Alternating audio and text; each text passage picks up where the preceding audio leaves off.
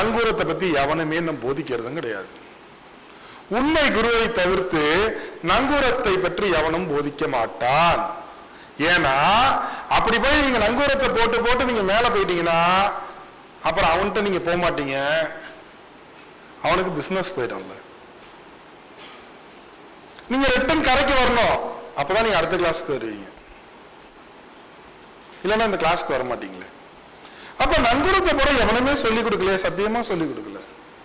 எங்க நிக்கிறீங்களோ அங்கேருந்து நீங்க அடுத்த நிலைக்கு போகணுமா? போகல. சரி, இந்த கடல்ல எல்லாம் தாண்டி போயாச்சு, கரை தெரிந்துருவனா? அதுவும் முடியாது. அதனாலதான் 7 கடலை குடித்து ஏப்பம் விடுவோம்னாரு.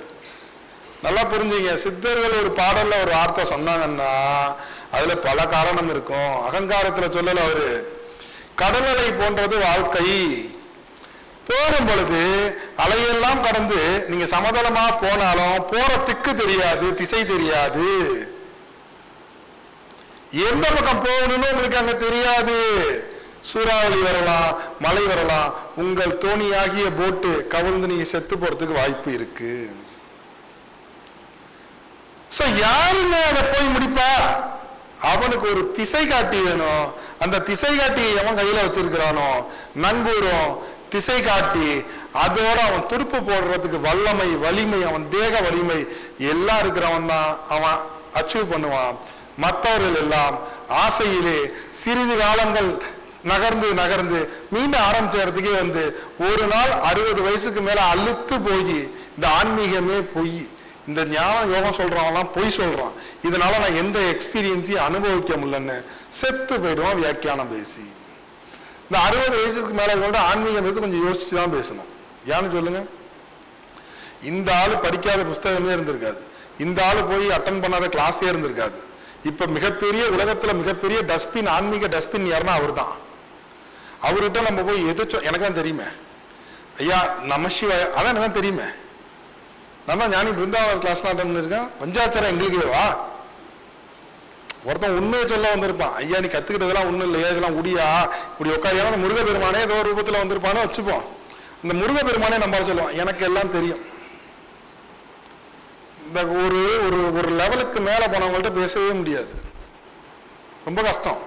ஆன்மீகமே அவங்க வந்து எல்லாம் தெரியும், ஆனா எந்த அனுபவமும் இருக்காது, எல்லா விஷயமும் தெரியும். அதனாலதான் நம்மளோட வகுப்புல நம்ம அனுபவத்தை கொடுக்கணும்னு நினைக்கிறேன்.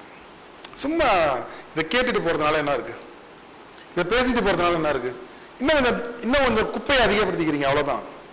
நான் பேசுவது புதுசா செய்திகளை நீங்கள் சேகரித்துக் கொள்வதற்கு அல்ல. இந்த சத்சங்கம் நீங்க ஏற்கனவே தெரிஞ்சு வச்சுக்கிட்டு நீங்க உழம்பிக்கிட்டு இருக்கீங்கல்ல ஒரு ஆன்மீகன்னு, இது எல்லாம் தப்பு, இதெல்லாம் தூக்கி போடுங்கன்னா நான் பேசிக்கிட்டு இருக்கேன். நான் புதுசா எதையும் கத்துக் கொடுக்கல, நான் சுயத்தை கத்துக் கொடுக்கணும்னு முயற்சி பண்றேன். அதற்கு எது தடையா இருக்குன்னா, நீ ஏற்கனவே பல பிலாசபி எல்லாம் வச்சிருக்கீங்க மைண்ட்ல. நீங்க தான் மிகப்பெரிய பிலாசபர் இந்த உலகத்துல, ஸ்பிரிச்சுவல் பிலாசபர். நீங்க கத்துக்கிட்ட பிலாசபிக்குள்ளார இறைவன் அடங்க மாட்டான்னு நான் சொல்றேன், அவனுக்கு பிலாசபி இல்லைன்னு சொல்றேன். ஒன்றுமில்லாத ஒரு இலக்கணமற்றவன், அவனை எந்த பிலாசபிக்குள்ளாரையும் நம்ம கொண்டு வர முடியாது. அதனால நான் என்ன சொல்றேன் அப்படின்னா, நீங்க கத்து வச்சிருக்க எல்லா குப்பையும், நீங்க கத்து வச்சிருக்க மிகப்பெரிய பிலாசபியும் நீங்க எல்லாத்தையும் எடுத்துருங்கன்னு சொல்றேன். எடுத்துட்டீங்கன்னா ரொம்ப ஈஸி. ஆனா பல குப்பைகளை வச்சுக்கிட்டீங்கன்னா, நீங்க கொண்ட அறிவை கொண்டு ஒரு தியானத்துல ஒரு அனுபவமே வரும் பொழுது அது உண்மையா பொய்யா, ராமகிருஷ்ண பரமஹம்சருக்கு இப்படி வந்துச்சான், ஹிமாச்சல் பாபாஜிக்கு இப்படி வந்துச்சான், புக் ஆஃப் யோகியில பரமஹம்ச யோகானந்தருக்கு இப்படி வந்துச்சான். இத்தனை குப்பையும் நம்ம மண்டையில இருக்கு. உங்களுக்கு உண்மையாவே இறைவனோட தருணத்துல ஒரு அனுபவம் வந்திருக்கும், ஆனா அந்த அனுபவம் எந்த அனுபவத்தோடையும் ஒத்து போகாது பிற மகான்களோட.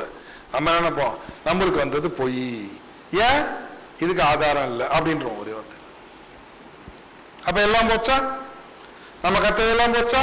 இப்ப நம்ம கத்து வச்சுக்கிட்டது தான் நம்மளுடைய அனுபவத்துல இறைவன் நம்மளுக்கு கொடுக்கிற ஒளிக்கீற்றை பிடித்து கொண்டு போகாமல் நாம திருப்பி ரிவர்ஸ் வர்றதுக்கு காரணம் நம்ம கத்துக்கிட்டது.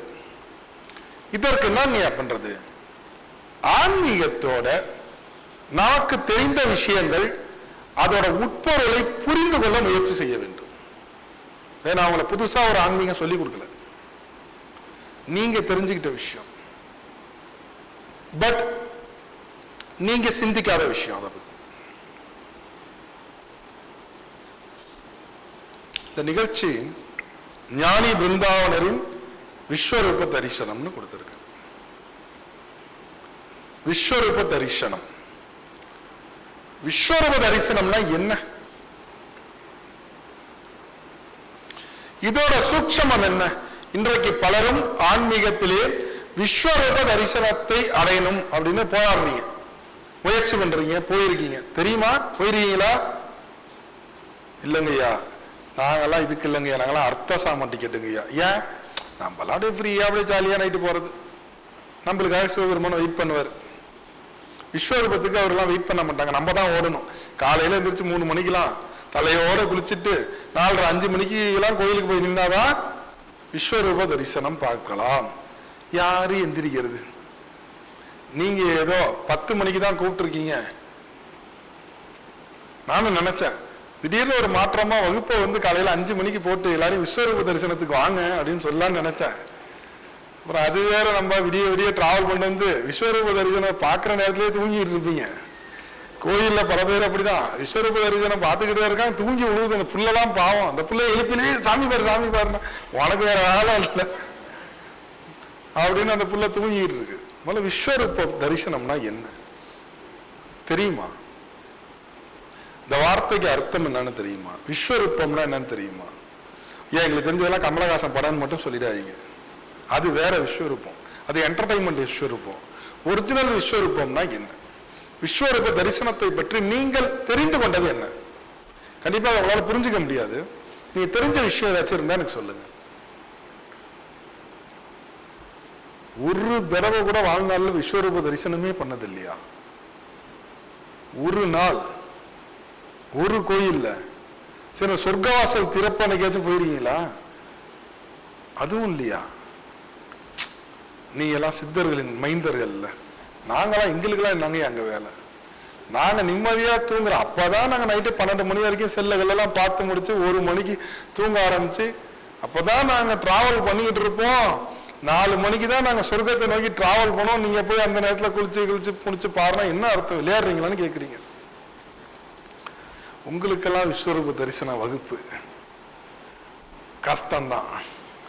போகர் 7,000 சொன்ன மாதிரி, அப்பா கொஞ்ச நாள் இருந்திருப்பா புலிப்பாணி மைந்தனே, கலியுகம் உனக்கு நமக்கானது அல்ல, நான் இப்பொழுதே செல்கின்றேன், நீ சிறிது காலம் இருந்து நீயும் சமாதி ஆகிவிடு, இருக்காதே வாழாதேன்னாரு. போகர் 7,000 எங்க குருநாதர் தெளிவா சொன்னது என்னன்னா, கலியுகம் நமக்கானது அல்ல. இங்க எல்லாம் ஆன்மீக பசுந்தோல் பொருத்திய புலிகள் தன்னை மிகப்பெரிய ஆன்மீகவாதி என்று சொல்வான், தான் தான தர்ம பிரபு என்று காட்டிக்கொள்வான். என்ன மாதிரி ஆன்மீகவாதியே இல்லம்மா, கூசாம போய் சொல்லுவான். இவனோட்டெல்லாம் நீ தயவு செஞ்சு வாழாத, கொஞ்ச நாள் இரு, இந்த நூலை பேணி காத்து நல்லவன்ட்டெல்லாம் ஒப்படைச்சிட்டு நீ போய் சமாதி வைக்கணும் புலிப்பாணிக்கு கடைசியா உபதேசம் சொல்லுவார் போகர் 7,000. போகர் 7,000 படிச்சிருந்தீங்கன்னா தெரியும். எனக்கு அதுதான் என்னோட சிந்தனைக்கு வருது. விஸ்வரூப தரிசனம் ஒரு நாள் கூட அட்டன் பண்ணாலும் உங்களுக்கு நான் விஸ்வரூப தரிசனம் கிளாஸ் எடுக்கணும் தான், கஷ்டம்தான். நான் கூட நினைச்சேன் எல்லாரும் பயபக்திமான்களா இருக்கீங்களே, காலைல ஏதோ கோயிலுக்கெல்லாம் போயிருப்பீங்கன்னு. வாய்ப்பு இல்லை. நான் போயிருக்கீங்களான்னு தான் கேட்டேன். சரி, என்ன நடந்துச்சு, என்ன பார்த்தீங்க?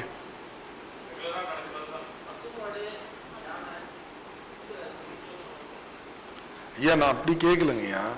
விஸ்வரூப தரிசனம்னா என்ன நீங்க புரிஞ்சுக்கிட்டா தான் நான் கேட்கிறேன்.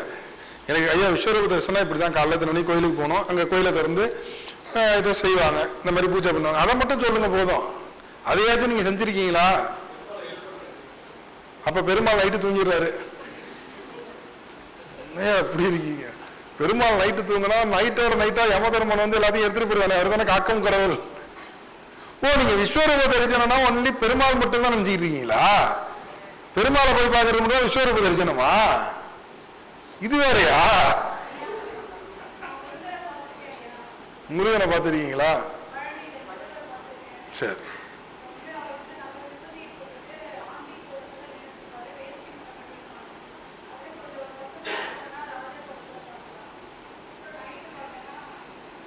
இல்ல இல்ல விஸ்வரூபம் மட்டும் போதுமா? காலையில பார்த்துருக்கீங்க.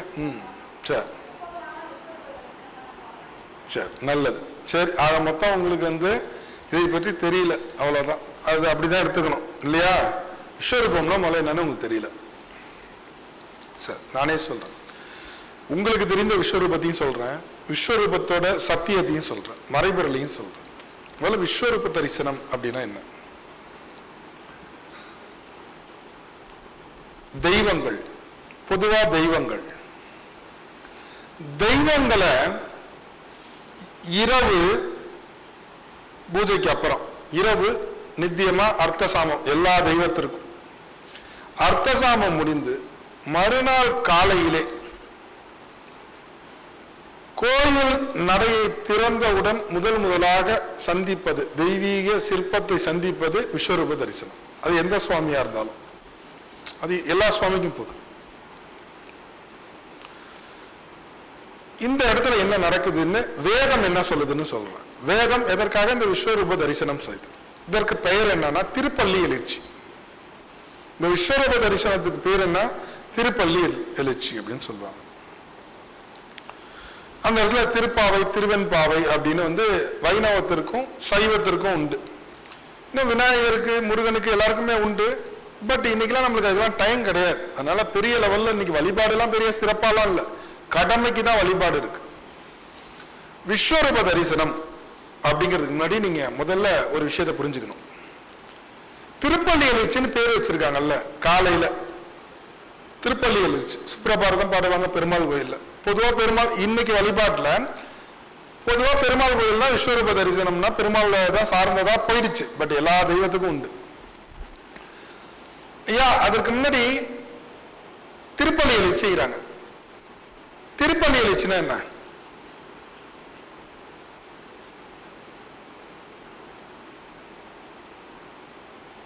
சுத்தம், மகிழ்ச்சி. அதாவது இரவு அர்த்தசாமத்தின் பொழுது பெரும்பாலான கோயில்களிலே, நான் சொல்றது சில இடத்துல ஆகமங்கள் மாறுது, சிவபெருமானோட திருவடியோ பெருமாளோட திருவடியோ கொண்டு வந்து பள்ளியறைன்னு ஒண்ணு இருக்கும். பள்ளியறை என்பது பெரும்பாலும் 99% ஆகம விதிமுறையின்படி அம்பாள் சன்னதிக்கு பக்கத்துல இருக்கும் பள்ளியறை. பாக்குறீங்களா? அப்போ அந்த இடத்துல ஆகம விதிமுறைப்படி சிவனையோ பெருமாளையோ பூஜையெல்லாம் செஞ்சுட்டு அதை பள்ளியறையில கொண்டு வந்து சிவபெருமானையும் பார்வதி தேவி பெருமானு இது அவங்க இது மாதிரி தூக்கிட்டு வருவாங்க. அது பெருமாளே வரதான் கணக்கு. அது அப்படி நீங்க மனசுல வச்சுங்க. லக்ஷ்மி அங்க வச்சு அந்த பாட்டெல்லாம் பாடுவாங்க, ஊஞ்சல் ஆட்டிட்டு அப்புறம் பால்லாம் கொடுப்பாங்க. இது பள்ளியறை பூஜை அப்படின்னு சொல்லுவாங்க. பெரும்பாலும் நீங்க இதெல்லாம் பார்க்கலாம். இல்லைனாலும் போய் பாருங்க, முதல்ல இதெல்லாம் தெரிஞ்சுங்க. காரணம் இல்லாம இதெல்லாம் செய்யல. இதெல்லாம் ஏன் நடந்துச்சு, எதுக்கு பண்றாங்க, இப்ப வரைக்கும் பண்றாங்க. அப்போ அந்த இடத்துல எடுத்துட்டு வச்சுட்டு ஒரு பூஜை பண்ணுவாங்க. அது பேர் என்ன? திருப்பள்ளியறை. பள்ளியறை, திருநா இறைவன், இறைவன் பள்ளியறை, பள்ளியறையில் பள்ளி கொண்டிருக்க. என்னவாது? ஒரு ஆண் சக்தியும் ஒன்றானவன் ஒன்று இரண்டாகும் பொழுது இரண்டு சக்தி ஆகின்றது. ஒன்னு ஆண் சக்தி, ஒன்னு பெண் சக்தி. இது ரெண்டும் சேர்ந்துதான் நம்மளை படைச்சிச்சு. அதனால நம்மளுக்கு இடகலை பிங்கலைன்னு ரெண்டு காத்து இருக்கு. இடது மூக்கு வலது மூக்குல காத்து ரெண்டா இருக்கிறது. ஒரு காத்து இந்த பூமியை சுத்தி இருக்கிறது. ஆனா நம்ம மூக்குல பாருங்க ரெண்டு விதமான காத்து போயிட்டு வருது. இருப்பது ஒரு பார்வை, ஆனால் இரண்டு கண்கள் இருக்கின்றது. சப்தம் கேட்பது ஒன்று, ஆனால் நமக்கு இரண்டு செவிகள் இருக்கு. நல்லா புரிஞ்சுங்க. நாக்கு என்பது சுவை உணர்வாக இருக்கின்றது. அந்த நாக்கு சாதாரண நாக்காகவும் மேலே அந்நாக்காகவும் ரெண்டு நாக்கு இருக்கு. வாயின் பகுதி ரெண்டாக பிரிந்து இருக்கின்றது, மற்றது அசையாது. இப்ப காதுனா காது ஒரே சேஃப்ல இருக்கு, அதான் ரெண்டு காது வச்சாச்சு. மூக்கு ரெண்டு சேஃப், ரெண்டு ஓட்டா வச்சாச்சு, ஒரே சேஃப் தான். ரெண்டு கண்ணு வச்சாச்சு. ஆனா வாய் உண்கின்றது ரெண்டு வச்சாச்சு. 16 32 பல்லு, மேல 16 பல்லு, கீழே 16 பல்லு வச்சு இறைவன் படைச்சிருக்கான். நாக்கு ரெண்டு வச்சு படைச்சிருக்கான். பாருங்க, எல்லாம் ரெண்டு ரெண்டா இருக்கு. சக்தி ரெண்டாக இருக்கு. ஒன்னு ஆண் சக்தியாகவும் ஒன்னு பெண் சக்தியாகவும் இருக்கு. ஆண் சக்தியும் பெண் சக்தியும் சேருகின்ற இடம் பள்ளியறை. ரைட். ஆணும் பெண்ணும் உலகத்தில் சேர்வது எதற்காக? சிற்றின்பம் அப்படிங்கிறது எதற்காக? முதல்ல ஜெனட்டிக்ஸ். பிரபஞ்சத்துல சிற்றின்பத்தோட நோக்கம் ஜெனட்டிக்ஸை டெவலப் பண்றது. அடுத்த உடலை உருவாக்குவது. அதுல உயிராகவே இறைவன் இறங்குவான். பட் உருவாக்குவது.